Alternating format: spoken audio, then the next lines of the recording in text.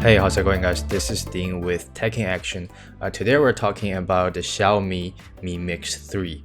This is the third generation of Xiaomi's full-screen bezel-less concept phone.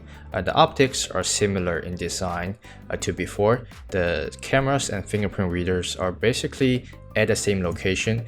The phone is a little taller than before due to the new 19.5 by 9 aspect ratio, so the screen is bigger, or should I say longer, at 6.4 inches. It feels great in hand, very smooth and not slippery at all. The back is still made of ceramic. It's very premium, obviously, and still a huge fingerprint magnet, as you can see in the video. On the right side of the phone, you have the usual volume buttons and power button, and on the right side, there is a SIM card slot and something new underneath. Xiaomi introduced their version of Bixby button to summon the Xiaomi new voice assistant. I would say it's not a bad idea at all, since it's very likely that you will have Google Assistant on the international version of the phone.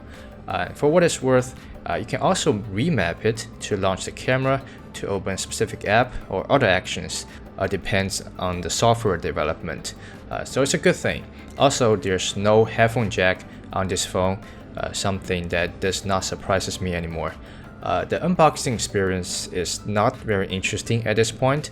You have basically everything you need in the box: the USB Type-C wire, a dongle, a SIM card tool, and an 18-watt rapid charger.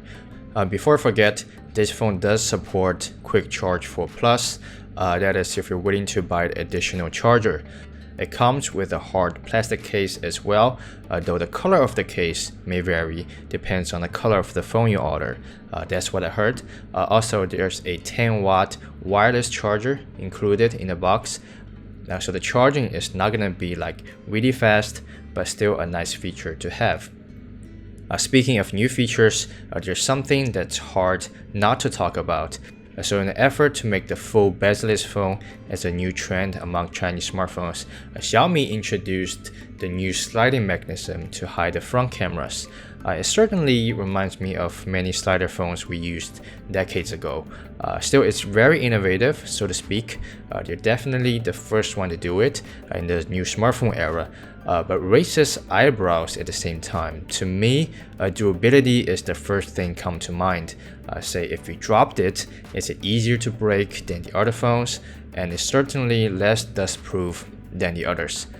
Also, despite it has a larger display than the previous Mi Mix 2 and 2S, the battery size actually shrank at 3200 mAh, and I wonder whether that has something to do with the sliding design.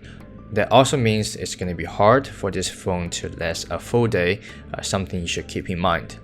That's not to say it's not a good phone. There are many highlights as well.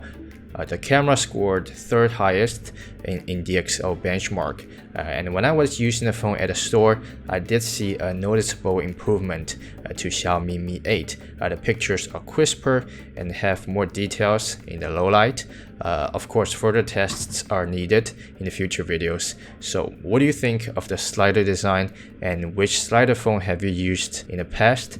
Let me know in the comments below. See you next time.